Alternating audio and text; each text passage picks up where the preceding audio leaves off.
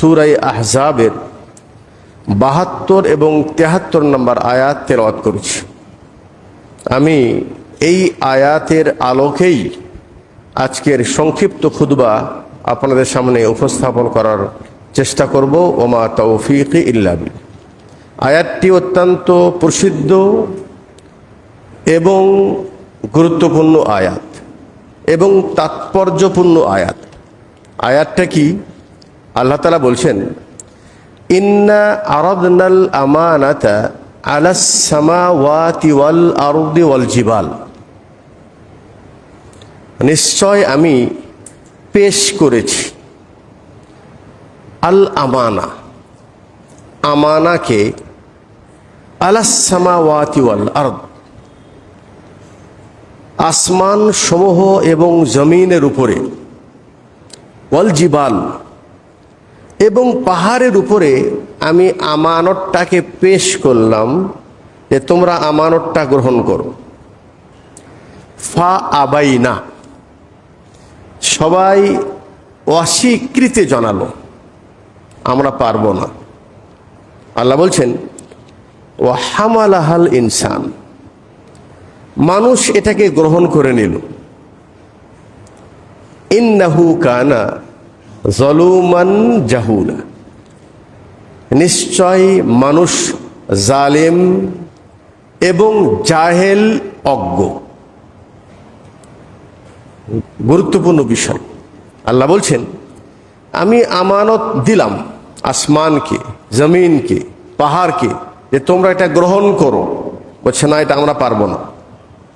মানুষকে দিলাম, মানুষ গ্রহণ করলো, তো মানুষের জন্য তো ভালো। আল্লাহ দিলেন, মানুষ গ্রহণ করলেন, এটা তো ভালো বিষয়। কিন্তু এই মানুষ সম্পর্কে আল্লাহ তাআলা এই আয়াতের পরে যে বলছেন, মানুষ গ্রহণ তো করল, কিন্তু মানুষ এটাকে যে গ্রহণ করেছে, গ্রহণ করেছে না বুঝেই, পরিণাম না বুঝেই তারা এটা নিয়ে নিয়েছে। ফলাফল কি হবে? ফলাফল হলো এই মানুষ হবে জালিম, মানুষ হবে অজ্ঞ। বাস, এখন আমাদেরকে বুঝতে হবে কি সেই আমানত, আর কিভাবে মানুষ জালিম হয়ে গেল, আর কিভাবে মানুষ অজ্ঞ হয়ে গেল। প্রথমে যেটা জানবো সেটা হলো আমানত জিনিসটা কি। একটি আমানত যেটা আমরা সাধারণত লেনদেনের ক্ষেত্রে করে থাকি।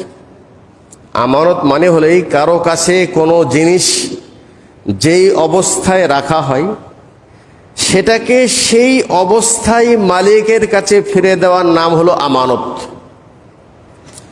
এই জন্য কেহ যদি কারো কাছ থেকে কোনো জিনিস রাহান, আরবিতে রেহান, বন্ধক রেখে টাকা ধার নেয়, তাহলে ওই বন্ধকি জিনিস থেকে কোনো উপকার গ্রহণ করা এটা সুদ।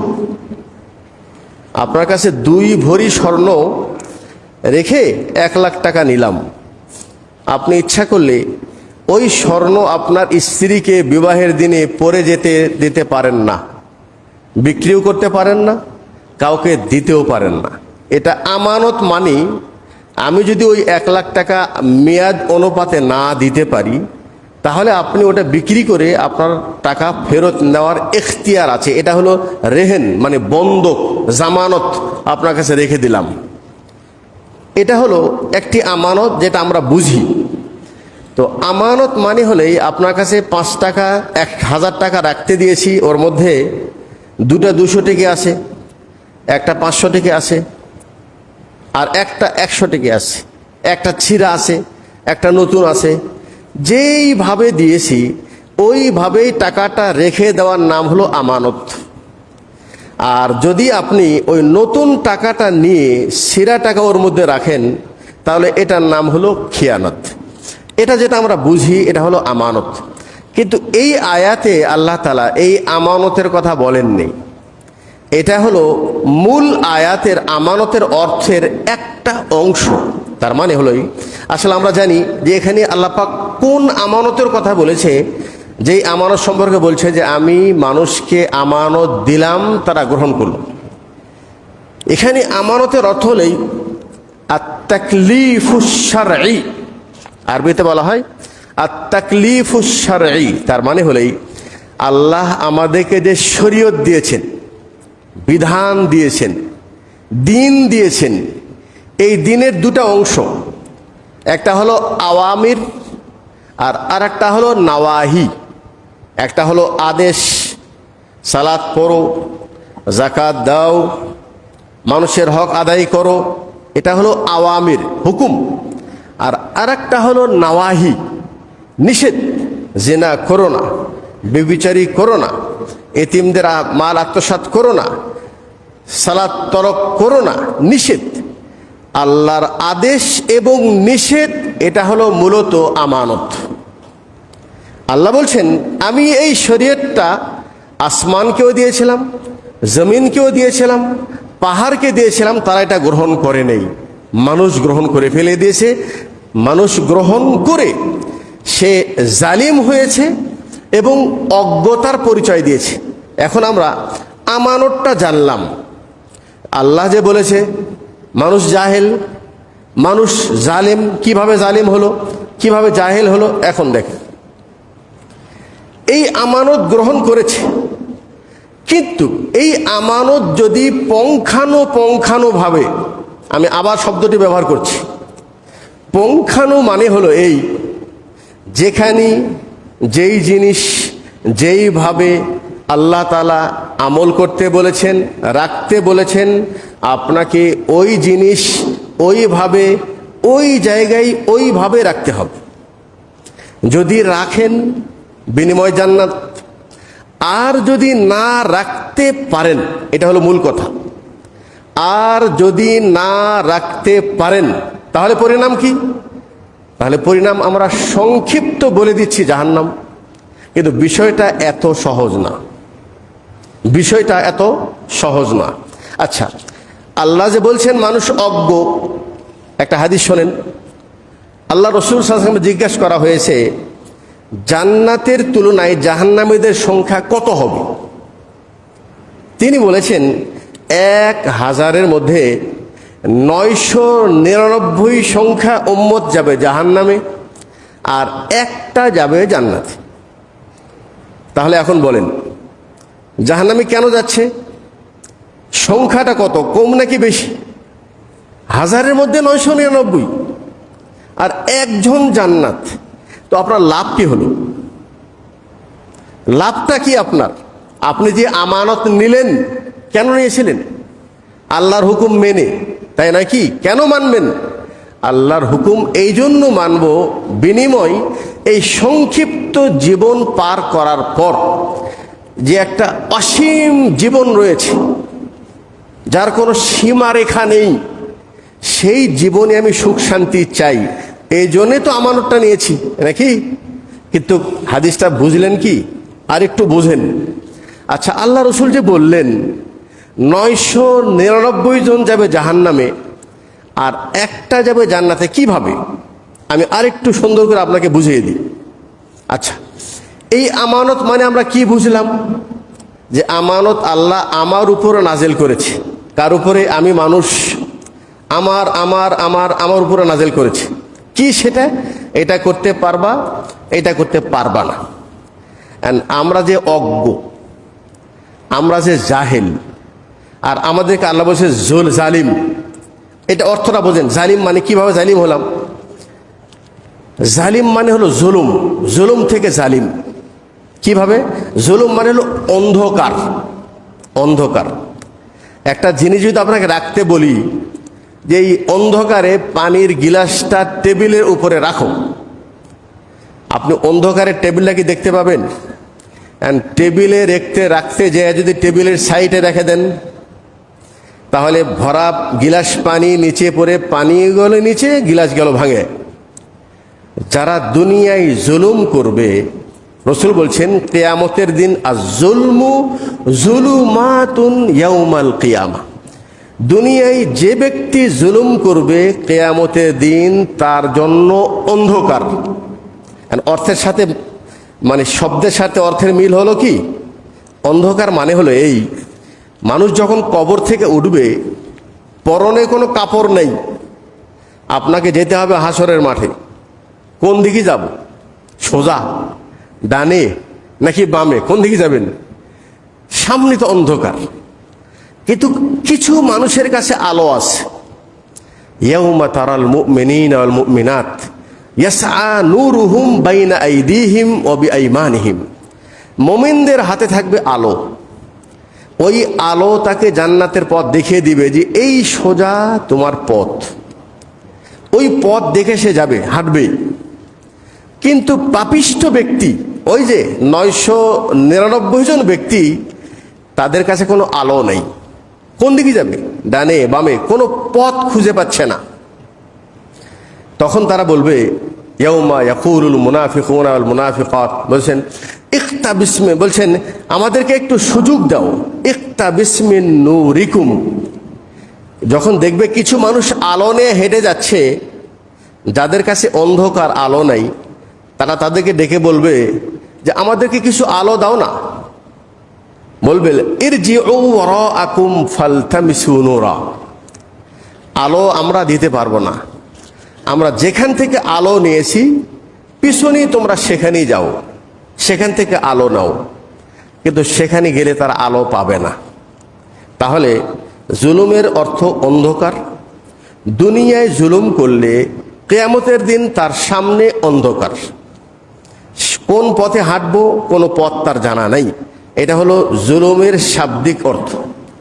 মানুষ, আচ্ছা, আর একটা অর্থ আছে, সেটা হলেই এই যে একটু আগে বললাম, অন্ধকারে গিলাসটা কি টেবিলের উপরে রাখবেন নাকি নিচে রাখবেন? যেহেতু অন্ধকার, সেহেতু আপনি জাহেল, আপনি বুঝতে পারছেন না যে কোথায় রাখবো, পরিণাম কি হবে আপনার জানা নেই। এখন আপনি এই অর্থের সাথে একটু মিলিয়ে দেন। আল্লাহ তো মানুষ সৃষ্টির আগেই বলেছে, হে মানব, তোমরা এই আমানতটাকে গ্রহণ করেছো, কিন্তু তোমরা জালিম আর তোমরা হলো অজ্ঞ জাহেল। কিভাবে জালিম হলাম? বলছে জুলুমের একটি অর্থ হলেই ওয়াজউশ শাইই ফি গায়রি মাহাল্লিহি, যেই জিনিস যেখানে রাখার কথা ওখানে না রেখে অন্য জায়গায় রাখার নাম হলো জুলুম। এই জন্য শিরককে বলা হয়েছে ইন্না শিরকা লা যুলমুন আযীম, নিশ্চয় শিরকটা হলো সবচাইতে বড় জুলুম। কেন? শিরকটা কি হয়? যেই ইবাদত আল্লাহর জন্য করা দরকার, আল্লাহর জন্য না করে অন্য যে কোনো সৃষ্টির জন্য করার নাম হলো শিরক। বিষয়টা স্পষ্ট নাকি? জবাই কার জন্য করব? আল্লাহর জন্য।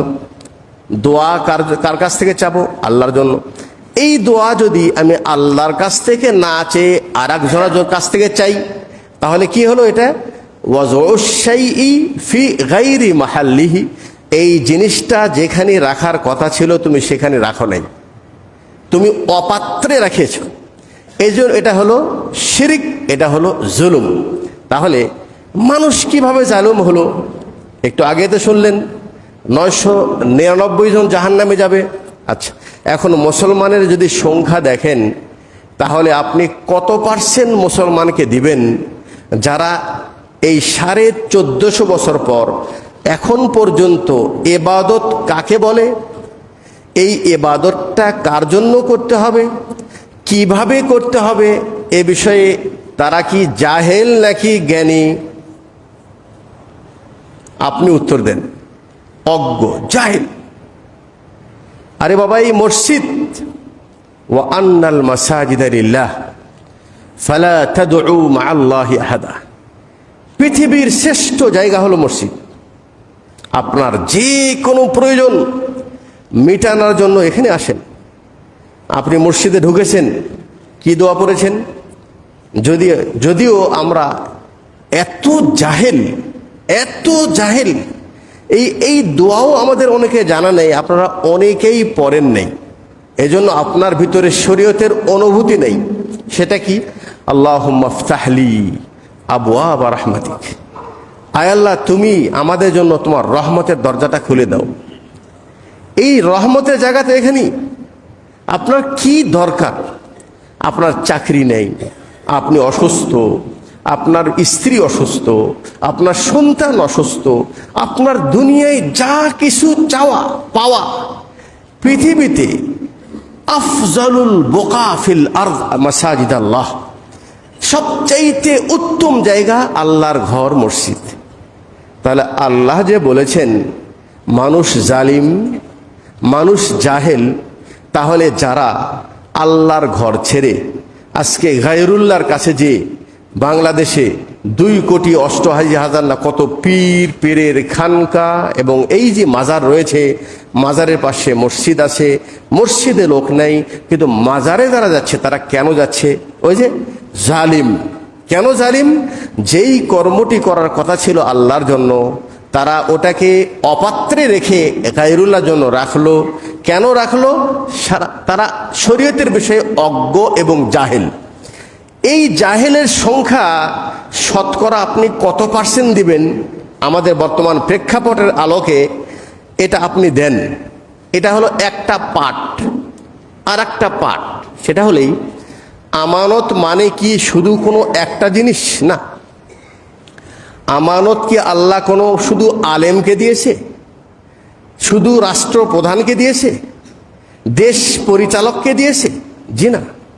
এই আমানত প্রত্যেক ব্যক্তির উপর সমান। সেটা কি? আল্লাহর হুকুম মানা আর আল্লাহর আদেশ মানা আর নিষেধ থেকে দূরে রাখা। এখন আমরা আসলে জাহেল, কিন্তু আমরা আল্লাহর সামনে হয়ে গেছি অতি বেশি চালাক। কিভাবে চালাক? এখন এই আমানতের ব্যাখ্যা আমরা দিয়েছি কিছু মানুষ, যে এই আমানত মানে হলো এই রাষ্ট্রীয় আইন কায়েম করা, রাষ্ট্রীয় শাসন কায়েম করা, ইসলামী রাষ্ট্রীয় কায়েম করা। সুন্দর সুন্দর, বিলকুল। একজন মানুষের জন্য তার যে স্তর রয়েছে, ব্যক্তি জীবনে ইসলামী শাসন মানবে, পারিবারিক জীবনে ইসলামিক শাসন মানবে, রাষ্ট্রীয় জীবনেও ইসলামিক শাসন মানলে এটা পরিপূর্ণ ইসলাম কায়েম হলো। তার মানে হলেই ওই যে ইন্না আরাদানাল আমানা, আল্লাহ যে আমানত দিয়েছে, ওই আমানতটা আমি সংসদের ভাগে দিয়ে দিলাম এবং ওর জন্যই আমি পুরা চেষ্টা করে যাচ্ছি। আপনি এখনো বোঝেন নেই। আল্লাহ বলছেন আমি তোমাকে আমানত দিয়েছি। আমানত মানে কি? আল্লাহর আদেশ মানা, নিষেধ থেকে দূরে থাকা। এই বিষয়ে আমার সাধ্য অনুযায়ী আল্লাহ আমাকে জিজ্ঞাসা করবে। আমার উপর আমি পুরা ক্ষমতাবান। আমি ইচ্ছা করলে সালাত পড়ব, তরক করতেও পারি। জাকাত দেওয়া আমার উপর ফরজ, সালাত পড়া আমার উপরে ফরজ, পরিবারকে নিয়ন্ত্রণ করা আমার উপরে ফরজ। এই ইসলাম কায়েম করতে হবে আগে আমার উপরে। আচ্ছা, যদি আমি করতে পারি আমার উপরে, মাশাআল্লাহ, আপনি আল্লাহর হক আদায় করলেন, সুন্দর কথা। কিন্তু যিনি নিজের উপর এখনো কায়েম কতটুকু করেছে এটা উনি ভালো জানে। আমি বলছি না উনি করেন নাই, কিন্তু উনি যে তার জীবনের মানে এই 24 ঘন্টা যিনি রাষ্ট্রের জন্য চেষ্টা করতেছে, সংসদের জন্য চেষ্টা করতেছে, ওটা তো একটা শুধু পাঠ, আমানতের একটা ছোট্ট অংশ। সেটা কি? চুরি করলে হাত কেটে দাও, জিনা করলে ওকে হত্যা করো, এবং কোনো কেউ অন্যায় করলে তাকে শাস্তি দাও। আমরা বলি এই আমানত যদি মানুষ বোঝে, মানুষ যদি মুমিন হয়ে যায়, এ তো চুরি করবেই না, এ তো জিনা করবেই না, আমার তো ওই সংসদের প্রয়োজনে নেই। এজন্য আমরা বলি যতক্ষণ পর্যন্ত মানুষ মানুষ না হবে, আপনি গাছের উপরে যতই পানি দেন কোনো কাজ হবে না, ওটার ফলাফল পাবেন না। আমি আরেকটু বুঝাই, সেটা হলেই আমার বক্তব্য কেউ এটা ভুল বুঝবেন না যে আমি ইসলামী রাষ্ট্রের বিরোধিতা করছি, না, এটা ভুল। আমি আপনাকে বুঝাচ্ছি যে আপনার কর্তব্য কোন বিষয়টাকে প্রাধান্য দেওয়া। বাংলাদেশে কালকে ইসলামী রাষ্ট্র কায়েম হয়ে গেল, আমি একজন মুসলিম শিরিক করি, আমি একজন মুসলিম সালাত তরক করি, আমি একজন মুসলিম অন্যায় অবিচার করি, তাহলে ইসলামী রাষ্ট্র কায়েম হওয়ার কারণে আমি কি নাজাত পাবো? পাবো না।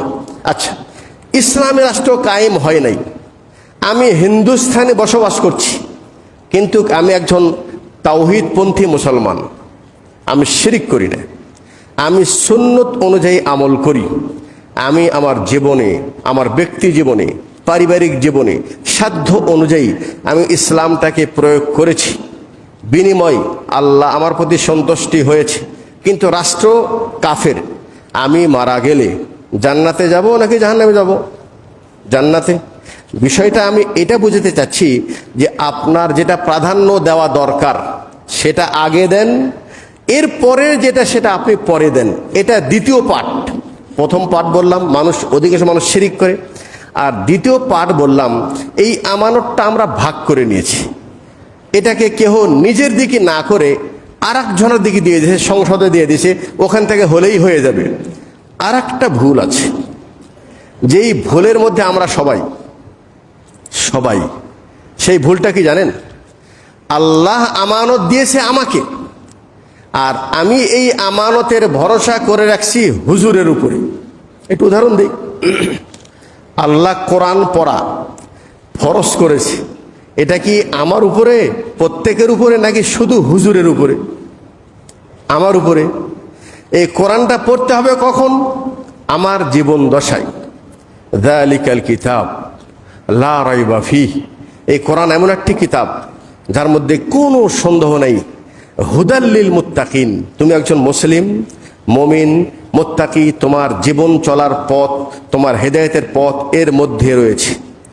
এই কোরআন তুমি নিজে পড়ো, বোঝো, নিজের জীবনে বাস্তবায়ন করো।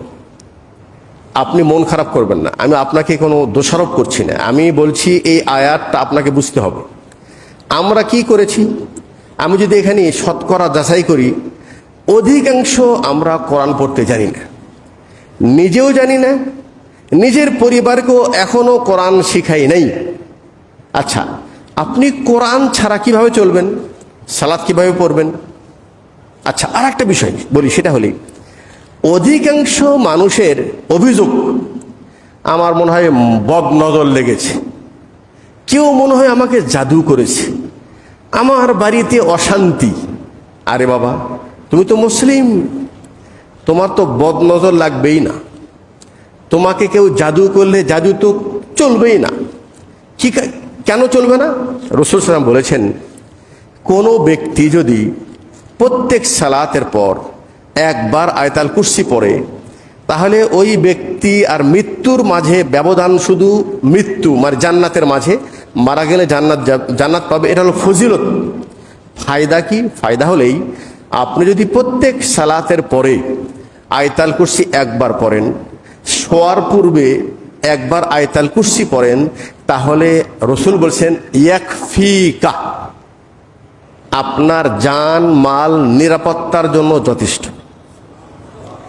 আমি এখানে আপনার কাছে প্রশ্ন, আল্লাহ যে বলেছিল আমি তোমাদেরকে আমানত দিয়েছি, কিন্তু তুমি আমানত তো বোঝো নাই। এই আয়াতুল কুরসি কি যতজন বসে আসি আমরা কি এতটুকু আমল করি? রাসূল বলছেন, কেউ যদি প্রত্যেক সালাতের পর শোয়ার পূর্বে একবার পরে কুল হুয়াল্লাহু আহাদ, কুল আউযু বিল ফালাক, কুল আউযু বিন নাস, তাহলে ওই ব্যক্তির কোনো জাদু, কোনো বদনজর, কোনো কিছু কাজ করবে না। আমরা কি পড়েছি? সূরা পড়ি প্রত্যেক ফজরের সালাতের পর 3 বার, মাগরিবের সালাতের পর 3 বার করে, অন্যান্য সালাতের পর 1 বার করে। কেউ কি পড়ি নাই।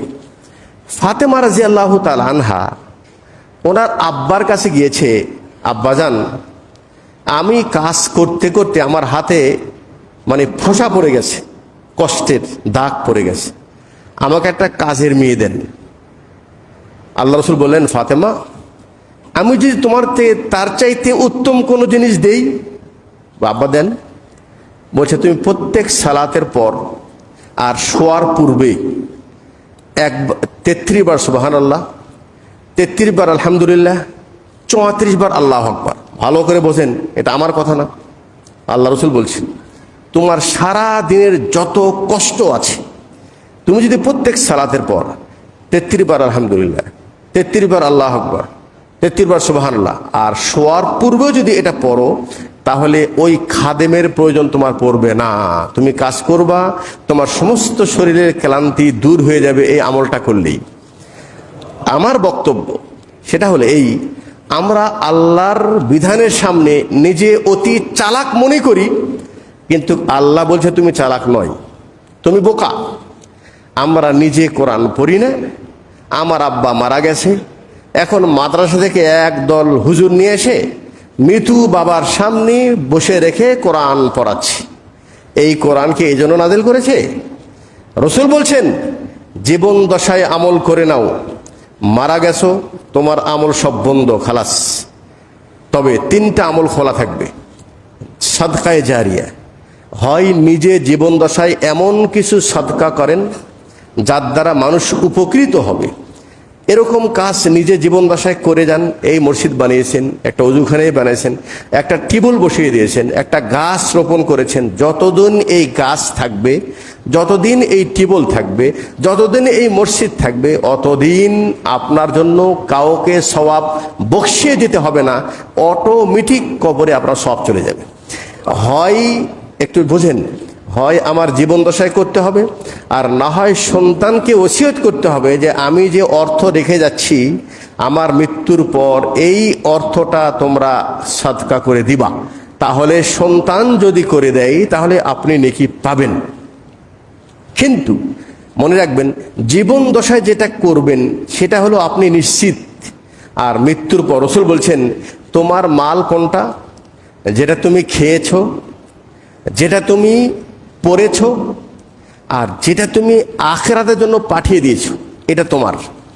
আর যেটা রেখে যাচ্ছ এটা ওয়ারিশ, তারা দিবে কি না জানি না। যাই হোক, আমি এই বিষয়ে ব্যাখ্যা যাব না। আমি একটা জিনিস বুঝাতে চাচ্ছি যে আমরা কিভাবে জালিম আর কিভাবে আমরা অজ্ঞ হলাম আল্লাহর ভাষায়। তাহলে আল্লাহ বলছেন এই শরীয়ত আমাকে নিজে মানতে হবে, নিজে আমল করতে হবে। আপনি কি করতেছেন? আমার বাচ্চা পেশাব করে বা বিছানায়, বাচ্চা ঘুমের মধ্যে লাফ দিয়ে ওঠে, এখন কি করতেছেন? হুজুরের কাছে আসতেছেন, হুজুর আমার বাচ্চা তো রাত্রে ভয় পায়। হুজুর কি করলো? হুজুর আপনার বাচ্চার জন্য, তবে এই হাতিম খার হুজুর দিবে না, আলহামদুলিল্লাহ, এটা হলো আপনার জন্য সৌভাগ্য। যারা আহলে হাদিস, যারা পবিত্র কোরআন এবং সে হাদিসের অনুসারী, আল্লাহ পাক তাদের প্রতি একটা বিশেষ অনুগ্রহ যে তাদের এই মস্তিষ্কটা মানে মানে পরিষ্কার। এরা কোনো শিরিক করে না, এরা কোনো বেদাতকে প্রশ্রয় দেয় না। আর যারা আহলে হাদিস শিরিক করে, আহলে হাদিস বেদাত করে, ও মূলত আহলে হাদিসই নয়। সেই দৃষ্টিকোণ থেকে বলছি, আমি আপনার মসজিদের ইমামের কথা বলছি না, সাধারণত মুসলমান যারা, তাদের উচিত ছিল প্রত্যেক দিন সালাতে। আয়েশা রাদিয়াল্লাহু তাআলা আনহা বলেন, আল্লাহ রসুল সাল্লাল্লাহু আলাইহি ওয়াসাল্লাম তিনি রাত্রে শোয়ার পূর্বে ইখলাস একবার, ফালাক একবার, নাস একবার পরে দুই হাতে ফু দিতেন। এরকম ফু দিয়ে এই দুই হাতটা শরীরের সামনে অংশে যতদূর যায় এইভাবে মাসাহা বিহিমা, দুই হাত দিয়ে তিনি মাসাহা করতেন, স্পর্শ করতেন। এটা আপনি নিজেরটা করেন, আপনার সন্তানকেও করতে পারেন। আয়েশা রাদিয়াল্লাহু তাআলা আনহা বলেন, রাসূল সাল্লাল্লাহু আলাইহি ওয়াসাল্লাম যখন অসুস্থ হয়ে পড়লেন, তখন উনি অসুস্থতার কারণে হাত তিনি নিজে ইচ্ছাই শরীরে স্পর্শ করতে পারে না। তা আমি কি করলাম? আমি নিজে সূরা ইখলাস পড়লাম, সূরা ফালাক পড়লাম, সূরা নাস পড়লাম, পরে রসুলের হাতে ফু দিলাম এবং রসুলের হাতকে আমি ওনার শরীরে মাসাহ করালাম বরকতের জন্য, কারণ ওনার হাত তো বরকতপূর্ণ। আমার বক্তব্য হলো এই, আপনি এই আমলটা করলেন না, শরীয়ত আপনাকে নিজে আমল করতে দিয়েছে, আপনি সেটা না করে আপনার বাচ্চা অসুস্থ, আপনি নিয়ে গেলেন হুজুরের কাছে। হুজুর কি করলো? হুজুর একটা তাবিজ লিখে দিল, আর ওই তাবিজ আপনি হাতে বাঁধলেন, গলায় বাঁধলেন। স্ত্রীর পেটে বাচ্চা আছে, আল্লাহু আকবার। কোথায় আমরা মুসলমান? রসুল বলছেন কোন স্বামী তার স্ত্রী সহবাসের পূর্বে যদি এই দোয়াটি পড়ে, বিসমিল্লাহি আল্লাহুম্মা জান্নিবিনা শাইতান ওয়া জান্নিবিশ শাইতানা মা রাযাকতানা। আপনি কি দোয়াটি জানেন? আপনি দোয়ার প্রতি আমল করেন? রসুল বলছেন স্বামী স্ত্রী মিলন করার পূর্বে যদি এই দোয়াটি করে, লাম ইয়াজুররুশ শাইতান, শয়তান তার সন্তানকে আর কোনো ক্ষতি করতে পারবে না। আমি মনে হয় আপনাকে বুঝাতে পারছি কিনা জানি না, আমি একটা জিনিস বুঝাতে চাচ্ছি, সেটা হলেই আল্লাহ যে আমাদেরকে জালিম বলছে, অজ্ঞ বলছে, এর একটা কারণটা হলেই আমরা অতি চালাক হয়ে গেছি। শরীয়ত বলছে তুই নিজে আমল কর, আর আমরা এই আমলটা দিয়েছি হুজুরের উপরে, কেউ আমল দিয়েছে সংসদের উপরে, আর কেউ আমল দিয়েছে ফকির আর পীরের উপরে। আমি নিজে আমল করি না। আপনার আব্বা মারা গেছে, আপনি সন্তান আপনার আব্বার কবরের সামনে দাঁড়িয়ে যদি দোয়া করেন, ওই যে এই হাদিসটা বাদ গেছে যে 3টা আমল কবরে যে পুষবে, ওটা আবার একটু রিপিট করি। একটা হলো সাদকায়ে জারিয়া, আর একটা হলো নেক সন্তানের দোয়া, আর আরেকটা হলো ইলমুন ইউনতাফাউ বিহি, এমন এলেম সে নিজে আমল করেছে, অন্যকে শিখাইছে, ওই এলেম যত মানুষ আমল করবে তার সওয়াব অটোমেটিক যাবে। তাহলে এই যে 3টা মাধ্যম, সাদকায়ে জারিয়া, এখানে মনে রাখবেন সন্তান নেক, শুধু সন্তান দোয়া করলে কবরে পাবে না, নেক সন্তান, আর একটা কি উপকারী এলেম। এই 3টা কি আমাদের মাঝে আছে? নাই। আমরা এটা চিন্তাই করছি না, আমাদের মাথায় এটা নেই। আপনি অত্যন্ত গর্ববোধ করেন, আমার ছেলে ডাক্তার হয়েছে, ইঞ্জিনিয়ার হয়েছে, আমেরিকায় পড়তে গেছে, আমি অনেক বড় ব্যবসায়িক, আল্লাহ আপনার ব্যবসায় বরকত দান করুক।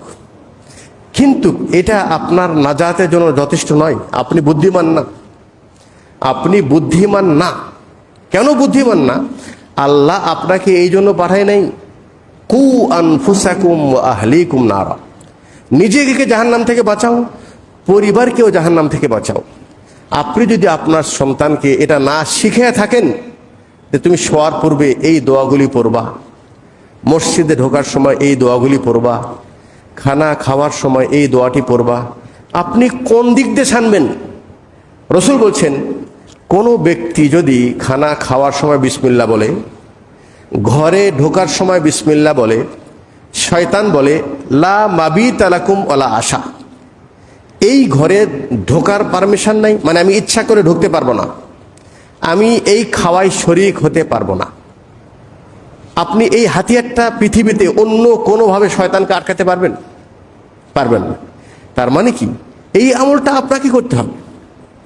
আপনি যদি খাওয়ার সময় বিসমিল্লাহ বলেন, ওই খাওয়ায় শয়তান ঢুকবে না, বাড়িতে ঢুকবে না। আপনি কি নিজে আমল করেন? আপনার সন্তানকে কি শিখাইছেন? তো আপনার বাড়িতে তো জিন ঢুকবে, জাদু ঢুকবে, বদনজর ঢুকবে, স্বাভাবিক। কারণ আপনি তো শরীয়তটাকে গ্রহণ করেছেন, এই শরীয়ত দিয়ে দিয়েছেন হুজুর। যত সমস্যা হুজুর, নামাজ পড়বে কে? হুজুর। কোরআন পড়বে কে? হুজুর। দোয়া করবে কে? হুজুর। জি না, যতটুকু শরীয়ত হুজুরের উপরে, অতটুকু শরীয়ত আপনার প্রত্যেকের উপরে। আমি আরেকটি কথা বলি, সৌদি আরবে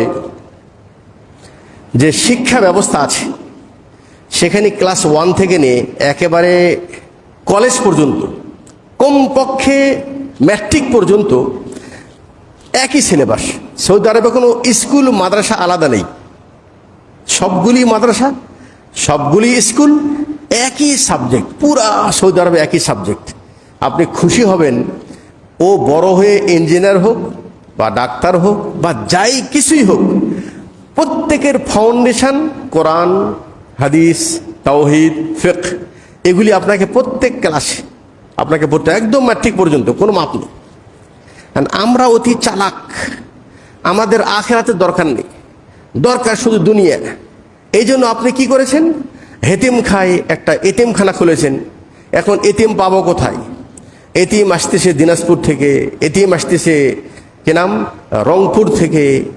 আর আমি যেহেতু শহরের মানুষ, আমার অনেক ব্যবসা বাণিজ্য আছে, আমার ছেলেকে তো মাদ্রাসায় পড়াবো না, ওকে বানাবো বড় ইঞ্জিনিয়ার, ডাক্তার। জি, ইঞ্জিনিয়ারেরও প্রয়োজন আছে, ডাক্তারের প্রয়োজন আছে, কিন্তু ওই যে প্রথম ফাউন্ডেশন, সৌদি আরবে খুতবাই যদি ইমাম না আসে, একটা ডাক্তারও খুতবা দিবে, একটা পুলিশও খুতবা দিবে, একটা ইঞ্জিনিয়ারও খুতবা দিবে, কারণ ফাউন্ডেশন সবার মজবুত।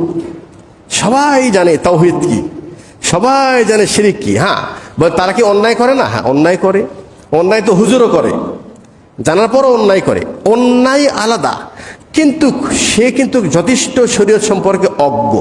হ্যাঁ, আপনার কাজ কি? আপনি নিজে শরীয়ত জানেন, আপনার পরিবারকে শরীয়ত শিখান, এরপরে ও যদি আমল না করে, ওই দায়িত্ব আপনার নয়। ওয়ালা তাজিরু ওয়াজিরাতুন উযরা উখরা, আল্লাহ বলছেন কিয়ামতের দিন কারো বোঝা কেউ উঠাবে না। এটা হলো কোরআনের আয়াত, সূরা নাজম ওয়ালা তাজিরু ওয়াজিরাতুন উযরা উখরা, কেউ কারো বোঝা উঠাবে না। ওয়া আল্লাইসা লিল ইনসানি ইল্লা মা সা, মানুষ নিজে যেটা করবে তার ফলই সে পাবে। এটা একটি আয়াত। আর আরেকটি হাদিস হলোই আয়েশা রাদিয়াল্লাহু তাআলা বলছেন, ইন্নাল মাইয়িত লা ইউআযাব বিবুকাই আহলিহি, মাইয়িতকে শাস্তি দেওয়া হয় যদি সে মারা যাওয়ার পর তার তার ওয়ারিশগণ যদি চিল্লায় চিল্লায় কাঁদে, মাইয়িতের জন্য যদি চিল্লায় চিল্লায় কাঁদে, তাহলে কাঁদতেছে পরিবার, শাস্তি দেওয়া হচ্ছে মাইয়িতকে। আগে কি শুনলাম? যার বোঝা সে উঠাবে, কেউ কারো বোঝা উঠাবে না। এখানে বলা হচ্ছে মাইয়িতের জন্য যদি পরিবার কোনো অন্যায় করে, এমনভাবে বেদাত করে, কোনো শিরকি কাজ করে, এর দায় মাইয়িত বহন করবে। কারণ কি? হ্যাঁ, এইটা হলো একটা ইম্পর্টেন্ট বিষয়। সেটা হলেই যিনি মারা গেছেন উনি কি শরীয়তের জ্ঞান দিয়ে গেছেন পরিবারকে যে আমি মারা যাওয়ার পর কাঁদতে পারবা, কিন্তু চিল্লায় কাঁদতে পারবা না, নিজের গায়ে নিজে থাপ্পড় মারতে পারবা না, নিজের কাপড় ছিঁড়তে পারবা না, ও 10 জন 20 জন মিলায় চিল্লায় চিল্লায় কাঁদতে পারবা না, আমি মারা যাওয়ার পর মিলাদ পড়তে পারবা না, আমি মারা যাওয়ার পর ওই মাইয়িতদেরকে সামনে রেখে কবরে কোরআন পড়াতে পারবা না, কোনো বেদাতি কর্মকাণ্ড করতে পারবা না। এটাকে আপনি ওসিয়ত করে গেছেন? যদি করে যান আপনার হক আদায় করেছেন। ওরা যত কান্দুক, যত অন্যায় করুক, আপনার উপরে কোনো পাপ আসবে না। কিন্তু আপনি তাদেরকে দুনিয়ায় শিক্ষায় শিক্ষিত করেছেন, কিন্তু দিন সম্পর্কে পুরাটাই অজ্ঞ। এখন কিরাম জাদু টোনা লেগেছে, আপনি নিয়ে যাচ্ছেন হুজুরের কাছে, তো হুজুর কি করবে? একটা তাবিজ দিয়ে দিল। কিন্তু আপনার দরকার হুজুরের কাছে যাওয়া না, আপনার দরকার হলেই আপনি যদি নিজে আমল করেন, পরিবারকে আমলটা শিখান, তাহলে এখানে হুজুরের কাছে যাওয়ার কোনো প্রয়োজনই নাই। আমি আমার আলোচনায় একটা জিনিস বুঝাতে চেয়েছি, সেটা হলেই আল্লাহ আমাদেরকে আমানত দিয়েছি, দেওয়ার পর আল্লাহ বলছেন, হে মানুষ, তোমাদেরকে আমানত দিয়েছি, তোমরা নিয়েছো, কিন্তু আসলে তোমরা জালিম এবং তোমরা অজ্ঞ। আজকে যারা আমরা আমাদের জীবনটাকে মনে করেছি শুধু দুনিয়ার সৌন্দর্য, দুনিয়ার মাল, দুনিয়া কামানো, এটা হালাল হোক বা হারাম হোক, অন্যায় হোক, অবিচার হোক, মনে করছেন এর মধ্যেই শান্তি। একেবারে পুরাটাই আপনি অন্ধকারে আছেন, অজ্ঞতায় আছেন, আপনি জাহেল, আপনি বুদ্ধিমান নয়। শোনেন, কোরআনের ভাষায় বুদ্ধিমান ওই ব্যক্তি, ফামান যুহজিহা আনিন নার ওয়া উদখিলাল জান্নাহ। আজকে যদি বোঝেন আপনার জন্য ভালো। আমি দোয়া করি আল্লাহ যেন আমাকে বুঝ দেয়, সকল মুসলিম ভাইদেরকে বুঝ দেয়। সেটা হলো একজন মুসলিমের টার্গেট দুনিয়ায় একটু কষ্টের জীবন হলেও করব, কিন্তু দুনিয়ায় এমন কোনো কর্ম করব না যার কারণে আখিরাত নষ্ট হোক, এটা আমি করতে রাজি নেই। এই বুঝটা যদি আমার মাথায় ঢোকে, তাহলে আপনি ইনশাআল্লাহ সঠিক পথে পরিচালিত করতে পারবেন। আর যদি মনে করেন যে না, আখিরাত পরে, মরার পর দেখা যাবে কি হবে, এখন খেয়ে নেই, এখন পরে নেই, এখন জমা করে নেই, আপনি ভুল পথে আছেন। আমি একটা কথা স্মরণ করে দিই, দিয়ে আমি খুতবা শেষ করে দেব।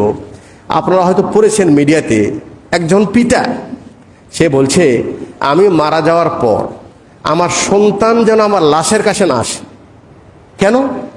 সে আসে বৃদ্ধাশ্রমে, ঠিক আছে, আর তার ছেলে মেয়ে সব বড় বড় ব্যারিস্টার, কেউ বিদেশে আছে, কেউ ডাক্তার, কেউ ইঞ্জিনিয়ার।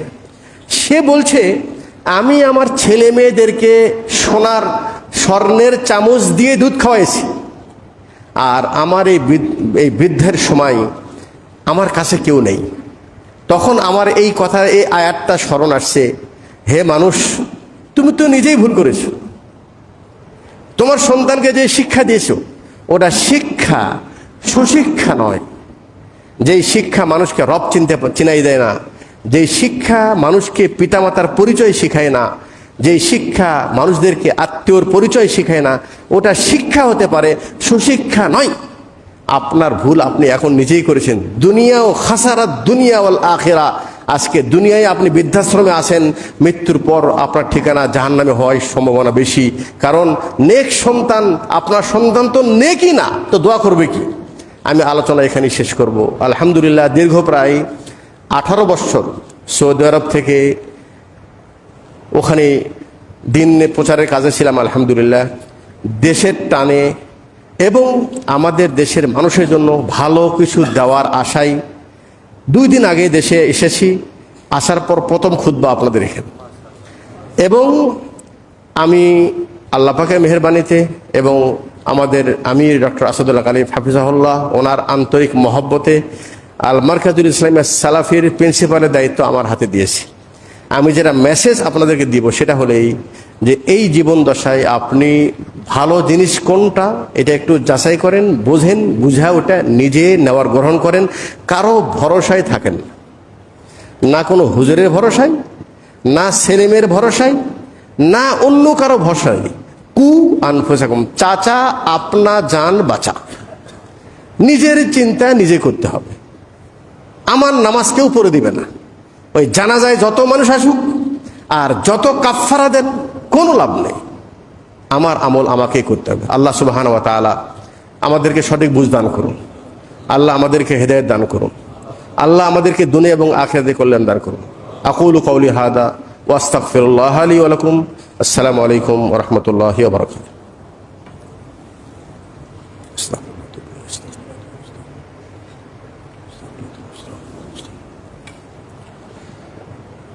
إن الحمد لله نحمده ونستعينه ونستغفره ونعوذ بالله من شرور أنفسنا ومن سيئات أعمالنا من يهده الله فلا مضل له ومن يضلل فلا هادي له وأشهد أن لا إله إلا الله وحده لا شريك له وأشهد أن محمدا عبده ورسوله أما بعد أعوذ بالله من الشيطان الرجيم إن الله وملائكته يصلون على النبي يا أيها الذين آمنوا صلوا عليه وسلموا تسليما اللهم صل على محمد وعلى آل محمد كما صليت على إبراهيم وعلى آل إبراهيم إنك حميد مجيد اللهم بارك على محمد وعلى آل محمد كما باركت على إبراهيم وعلى آل إبراهيم إنك حميد مجيد। আমি মসজিদে প্রবেশ করেছি মনে হয় 12টার একটু আগে। আসার সময় দেখলাম খুবই কম সংখ্যক মানুষ মসজিদে আসছেন। আর একটা জিনিস দেখলাম, সেটা হলেই অনেকে মসজিদে এসে জোরে জোরে কথা বলছেন। এটা আদবের খেলাফ, এটা শুধু ইবাদতের জন্য। কোনো উঁচু আওয়াজে কথা বলা মসজিদের আদবের খেলাফ। আর আরেকটা বিষয়, সেটা হলেই মসজিদ মাশাআল্লাহ শহরের একেবারে প্রাণ কেন্দ্রে আল্লাহ আপনাদের সমর্থ দিয়েছে, আল্লাহ আপনাকে দুনিয়ার অনেক নিয়ামত দিয়েছে। মসজিদ আরও বড় করেন।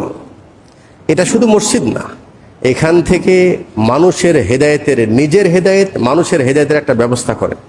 নিয়মিত কোনো একটা দর্শে কোরআন না, এখানে একটা পড়ার ব্যবস্থা, যেন ছোট বাচ্চারাও পড়তে পারে, বয়স্ক মানুষ যেন ইচ্ছা করলে কোরআন শিখতে পারে। এর জন্য যদি আপনার লাখ টাকা বেতন দিতে হয় হুজুর রেখে, আপনি দিলে আপনার ক্ষতি হবে না, আপনার লাভ হবে ইনশাআল্লাহ। দিনের কাজে নিজে অগ্রসর হন। পরিবারকে বিশেষ করে পরিবারকে এটা আপনার দায়িত্ব। তাদেরকে দিন বুঝানোর যে কোনো পন্থা অবলম্বনের প্রয়োজন করেন, এতে আল্লাহ আপনার জন্য বরকত দিবে, আপনার জন্য কল্যাণকর হবে ইনশাআল্লাহ। আল্লাহ যেন আমাদেরকে করার তৌফিক দান করেন।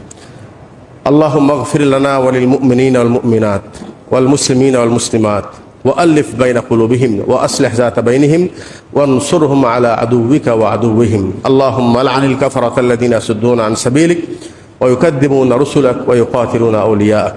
اللهم إنا نسألك الجنة وما قرب إليها من قول أو عمل ونعوذ بك من النار وما قرب إليها من قول أو عمل. اللهم إنا نسألك العفو والعافية في الدنيا والآخرة. اللهم إنا نسألك العفو والعافية في ديننا ودنيانا وأهلنا ومالنا. اللهم استر عوراتنا وآمن روعاتنا. اللهم احفظنا من كل بلاء الدنيا وعذاب الآخرة. اللهم وفقنا لما تحب وترضى. ربنا آتنا في الدنيا حسنة وفي الآخرة حسنة وقنا عذاب النار. رب ارحمهما كما ربياني صغيرا. ربنا تقبل منا إنك أنت السميع العليم وتب علينا إنك أنت التواب الرحيم. سبحان ربك رب العزة عما يصفون وسلام على المرسلين والحمد لله رب العالمين.